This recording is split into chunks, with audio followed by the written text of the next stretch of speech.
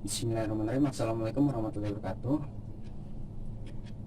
Yang terhormat kepada Bapak Ibu dosen pembimbing dan penguji, izinkan saya memperkenalkan diri. Nama saya Muhammad Hanafi. Saya dari Teknik Mesin Universitas Sultan Agung Tirtayasa. Di sini saya akan mempresentasikan penelitian saya yang berjudul Rencang bangun alat pressure swing adsorption atau PSA skala laboratorium dengan menggunakan adsorben zeolit 13X. Nah, di sini ada beberapa outline, yaitu yang pertama bab 1 pendahuluan yang berisi latar belakang, rumusan masalah, tujuan, batasan masalah, dan manfaat penelitian. Yang kedua, bab 2 landasan teori, zeolit 13X, metode perancang Pal and Batch, PSA, dan bejana tekan. Outline yang ketiga, bab 3 metode penelitian, berisi diagram alir dan penjelasan diagram alir. Nah, outline yang keempat, berupa bab 4 data dan analisa, berisi zeolit yang dibutuhkan, pemilihan material, perancangan tabung adsorber dan tabung oksigen, dan yang terakhir rangka alat PSA. Nah, outline yang kelima yaitu bab 5 penutup, berisi kesimpulan dan saran. Yang pertama yaitu outline yang pertama bab 1 pendahuluan, yaitu latar belakang. Nah, oksigen ini merupakan salah satu unsur yang paling banyak di bumi dan paling penting dalam kehidupan. Nah, oksigen ini dapat dihasilkan dalam berbagai macam cara ataupun metode. Nah, salah satunya itu dengan metode adsorpsi. Nah, zeolit ini mempunyai struktur pori dan luas permukaan yang berfungsi sebagai adsorben yang mampu mengabsorpsi molekul-molekul ukuran kecil dalam struktur zeolit, sehingga dapat digunakan pada alat PSA untuk menyerap nitrogen dan menghasilkan oksigen. Selain itu, untuk mengembangkan potensi zeolit sebagai adsorben pada alat PSA, dapat juga dijadikan cara alternatif untuk menghasilkan oksigen di tengah pandemi COVID-19. Nah, ada pun rumusan masalahnya itu terdapat dua rumusan masalah. Yang pertama, bagaimana merancang alat PSA skala laboratorium dengan media adsorben zeolit 13X. Yang kedua, berapa kapasitas tabung adsorber dan tabung oksigen pada alat PSA. Selanjutnya itu ada tujuan penelitian. Nah, tujuan penelitian ini berisi dua tujuan. Yang pertama, untuk mendapatkan perancangan desain dan produk berupa alat PSA skala laboratorium dengan media adsorben zeolit 13X. Yang kedua yaitu untuk mengetahui kapasitas tabung adsorber dan tabung oksigen pada alat PSA. Selanjutnya itu ada batasan masalah. Nah, batasan masalah yang saya gunakan terdapat 5 batasan. Yang pertama, alat yang dibuat yaitu PSA tipe single bed skala laboratorium. Yang kedua, analisa rancangan pada rangka alat PSA dan komponen alat PSA seperti shell, head, nozzle, dan skirt support pada adsorber dan tabung oksigen. Yang ketiga yaitu adsorben yang digunakan itu berupa zeolit 13X. Nah, yang keempat, tidak menganalisa proses adsorpsi gas. Nah, yang kelima yaitu tidak menghitung kekuatan sambungan pada pengelasan. Nah, adapun manfaat penelitian yang saya dapatkan yaitu yang pertama dapat mengetahui bagaimana cara mendesain dan membuat alat PSA dalam menghasilkan gas oksigen. Nah, yang kedua, dapat membantu meningkatkan potensi bahan baku untuk sintesis zeolit dan mengoptimalkan pengembangan dan pemanfaatan zeolit. Nah, yang terakhir yaitu dapat digunakan sebagai cara alternatif dalam memproduksi gas oksigen di tengah pandemi COVID-19. Selanjutnya yaitu outline kedua yaitu bab 2 landasan teori. Nah, berisi tentang zeolit. Nah, zeolit ini merupakan mineral aluminium silikat. Nah, terhidrasi. Nah, maksud terhidrasi di sini maksudnya itu kandungan airnya bisa dihilangkan dengan cara pemanasan. Nah, yang mengandung kation alkali atau alkali tanah berupa natrium dan sebagainya. Nah, untuk zeolit sendiri itu memiliki beberapa sifat. Ada 5 sifatnya. Yang pertama, dehidrasi. Yang kedua, adsorpsi. Yang ketiga, penukar ion. Yang keempat, katalis. Dan yang kelima, penyaring atau pemisah. Selanjutnya itu zeolit 13X sendiri itu merupakan salah satu jenis adsorben yang paling umum digunakan untuk pemisahan udara. Nah, untuk produksi oksigen.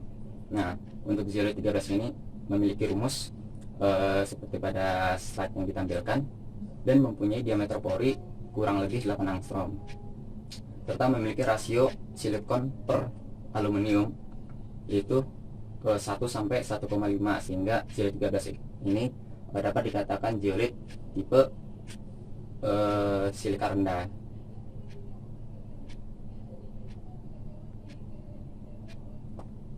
Nah, selanjutnya itu metode Paul and Bates. Nah, metode Paul and Bates ini mengusulkan cara merancang produk sebagaimana yang dijelaskan dalam buku Engineering Design yang berjudul A Schematic Approach, rancangan dari penulis Paul and Bates. Nah, ada 4 dalam proses perancangan menurut Paul and Bates. Nah, yang pertama, perancangan dan penjelasan tugas berupa spesifikasi dari suatu informasi. Yang kedua itu perancangan konsep berupa spesifikasi dari suatu prinsip atau solusi. Yang ketiga itu perancangan bentuk berupa spesifikasi dari suatu layout atau konstruksi. Yang keempat yaitu perancangan detail berupa spesifikasi dari suatu produk. Selanjutnya itu PSA. Nah, PSA itu sendiri itu merupakan pressure swing adsorption. Nah, PSA ini merupakan salah satu teknologi yang digunakan untuk memisahkan beberapa gas dari campuran gas dengan cara adsorpsi atau adsorption. Nah, bahan adsorpsi yang biasa digunakan pada alat PSA itu salah satunya itu zeolit. Nah, sebagai molecular sieve, sehingga memudahkan untuk penyerapan gas pada tekanan tinggi atau pressure. Nah, proses selanjutnya itu ada proses yang disebut proses swing. Nah, proses swing ini merupakan proses perubahan tekanan dari tekanan tinggi ke tekanan rendah.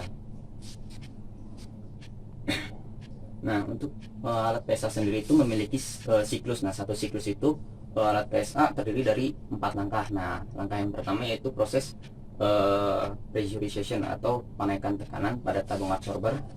Nah, itu yang pertama. Yang kedua itu proses adsorpsi, yaitu proses mengadsorpsi gas nitrogen dan dapat menghasilkan gas oksigen atau meloloskan gas oksigen. Nah, langkah yang keempat yaitu proses depresurisasi atau proses penurunan tekanan untuk membuang gas nitrogen yang sudah terabsorpsi oleh zeolit.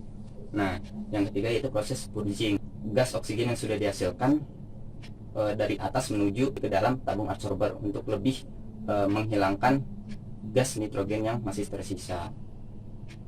Selanjutnya itu ada bejana tekan. Nah, bejana tekan sendiri ini merupakan salah satu penerapan yang digunakan pada tabung absorber dan tabung oksigen yang nantinya digunakan persamaan-persamaan pada bejana tekan. Nah, bejana tekan itu sendiri merupakan unit tertutup di mana tekanan terjadi dalam ataupun dari luar. Nah, dengan volume tertutup. Bejana tekan paling sering digunakan dalam industri sebagai alat penukar panas, reaktor, tangki penyimpanan dan sebagainya. Nah, untuk bejana tekan sendiri itu terdapat beberapa parameter yang harus digunakan untuk memperhitungkan bagaimana cara mendesain bejana tekan yang aman. Nah, dalam penelitian ini itu digunakan 2 parameter. Yang pertama itu tekanan desain. Nah, tekanan desain ini tekanan yang dihitung berdasarkan tekanan operasi. Nah, tekanan operasi itu merupakan tekanan dari tabung absorber, nah, ataupun tabung oksigen. Rumusnya itu tekanan operasi ditambah dengan A sebagai penambahan tekanan, lalu ditambah dengan static head atau tekanan udara, dan penambahan water contents atau isi yang berada di dalam tabung absorber maupun tabung oksigen. Nah, yang kedua yaitu beban temperatur. Nah, beban temperatur ini tekanan operasi ditambah dengan temperatur 50 derajat Fahrenheit. Nah, adapun diagram alirnya seperti ini. Nah, untuk penjelasannya sebagai berikut. Nah, yang pertama itu studi literatur. Yang selanjutnya itu penentuan requirement list. Nah, penentuan requirement list ini merupakan permintaan dari user atau voice of customer. Nah, berupa kebutuhan dan keinginan atau wish or demand. Selanjutnya yaitu setelah didapatkan requirement list, lalu dibuat skala prioritas untuk kategori wish atau keinginan. Nah, setelah dibuat skala prioritas, maka pada penelitian ini didapatkan prioritas pertama yaitu dimensi optimal dan ekonomis. Nah, untuk pembuatan host of quality atau HOQ, dengan menggunakan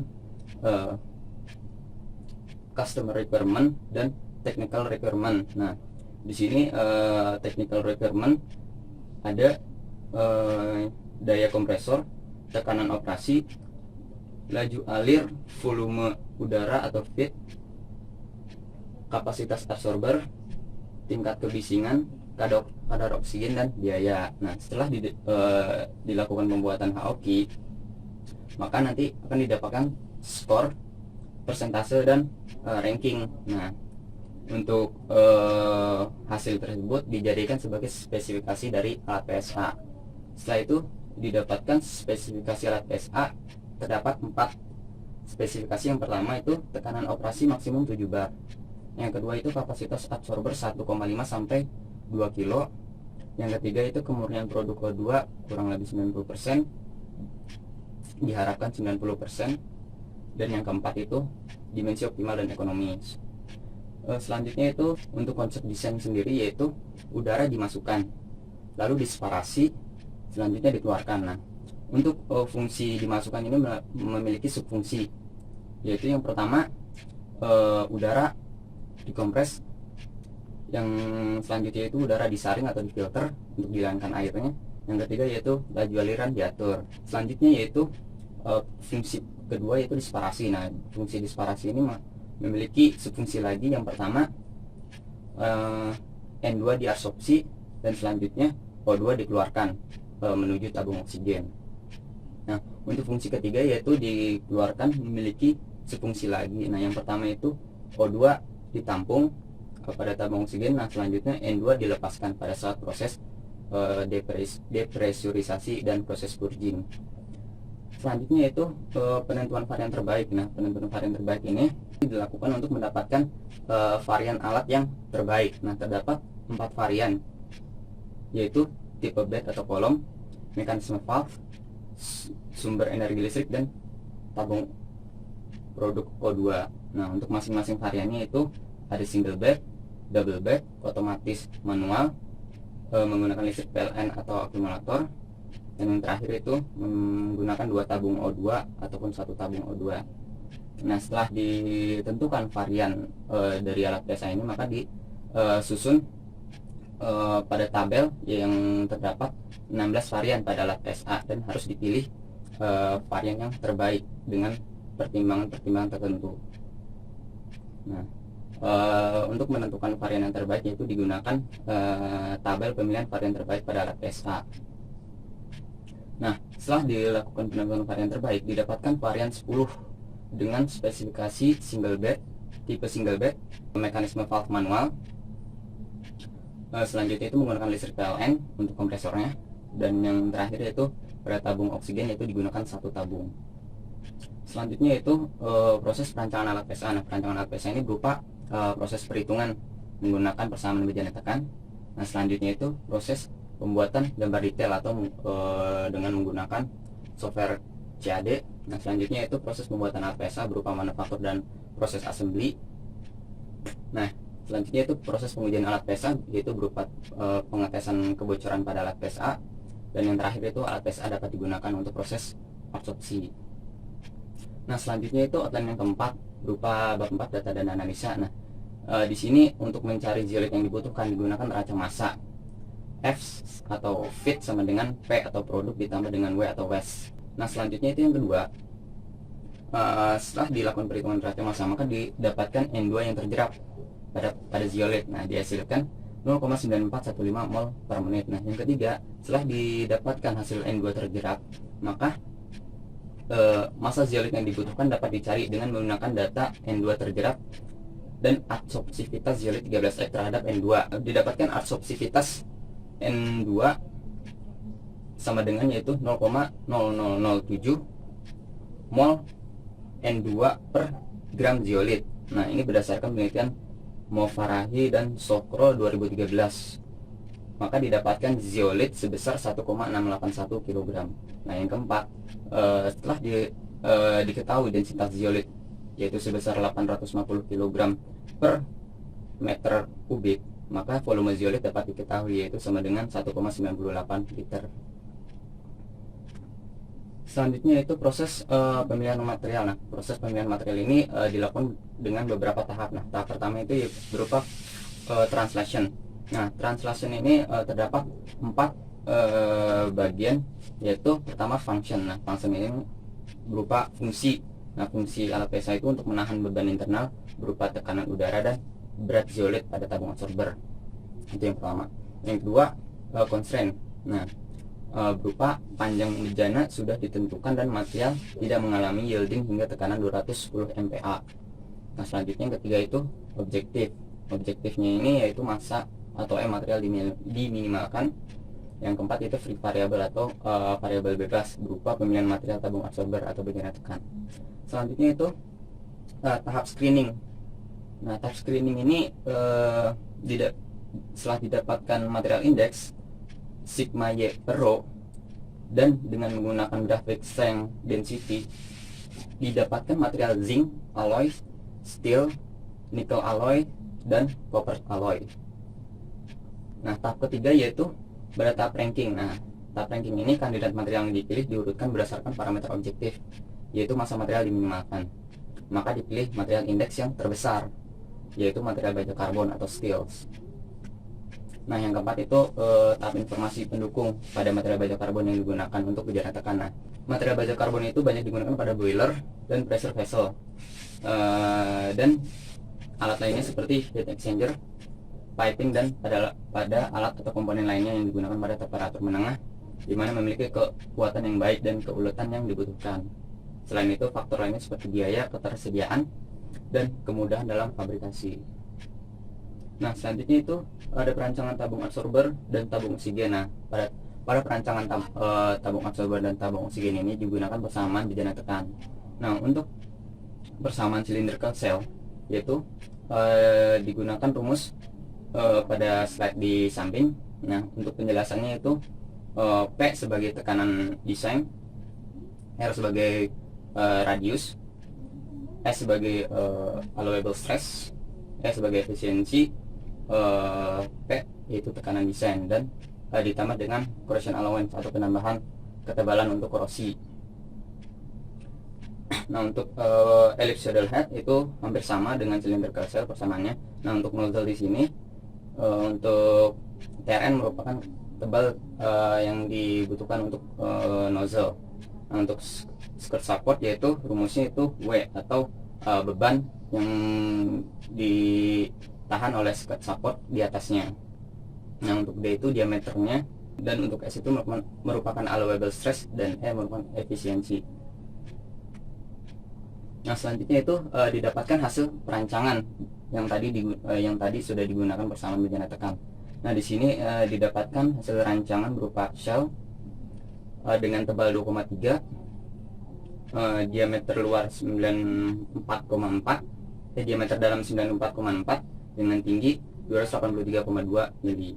Nah, komponen yang kedua yaitu komponen head dengan tinggi 23,6 mili dengan tebal sama dengan sel yaitu 2,3 mili dan diameter dalam yaitu 94,4 mili. Dan komponen selanjutnya itu berupa komponen nozzle. Di sini nozzle digunakan ulir M20 dengan pitch 1,75 dengan diameter luar 28,58 dan tinggi 47,63, dan nozzle ini merupakan nozzle 0,5 inch. Dan yang terakhir yaitu komponen skirt support dengan tinggi 40 dan tebal yaitu sama dengan sel dan head yaitu sebesar 2,3 mili dan diameter dalam yaitu sama juga 94,4 mili. Nah, setelah dilakukan perancangan, maka bejana tekan tersebut berupa tabung absorber dan tabung oksigen dilakukan proses simulasi tekanan dengan salah satu software CAD. Dihasilkan tegangan, displacement, dan safety factor. Nah, yang pertama itu tegangan. Nah, hasil perhitungan tegangan didapatkan 3622,07 PSI, sedangkan hasil simulasi didapatkan 3743,2 PSI. Nah, di sini terdapat perbedaan dengan faktor kesalahan sebesar 3,34%. Nah, yang kedua yaitu hasil simulasi displacement atau perubahan bentuk didapatkan 0,01536 mm. Dan yang ketiga itu safety factor yang dihasilkan sebesar 8,3, yaitu cukup aman untuk digunakan pada tekanan 133 psi. Nah, selanjutnya itu kapasitas tabung absorber. Nah, di sini kapasitas tabung absorber dan tabung oksigen. Nah, di sini ada dua, yaitu yang pertama kapasitas massa pada tabung absorber yaitu sebesar 1,681 kg. Nah, yang kedua itu kapasitas volume dari tabung oksigen yaitu sebesar 2,202 liter. Nah, selanjutnya di sini ada simulasi rangka alat PSA yaitu berupa simulasi tegangan, displacement dan safety factor. Nah, didapatkan hasil tegangan yaitu tegangan maksimum sebesar 10,2 MPa. Simulasi displacement yaitu didapatkan sebesar 0,0349 mm dan safety factor didapatkan sebesar 26. Nah, safety factor di sini sangat besar sekali. Oleh karena itu dapat disimpulkan bahwa rangka alat PSA yang digunakan ini sangat aman untuk menahan beban alat PSA di atasnya. Selanjutnya itu outline kelima, bab 5 yaitu penutup. Di sini berisi kesimpulan dan sarana. Untuk kesimpulannya itu rancangan menggunakan metode QFD atau Quality Function Deployment dengan menggunakan persamaan komponen beja dan tekan, serta proses simulasi digunakan salah satu software CAD. Nah, untuk komponen shell didapatkan diameter dalam 94,4 mm, tebal dinding 2,3 mm, tingginya 283,2 mm, tidak ada ulir dalam.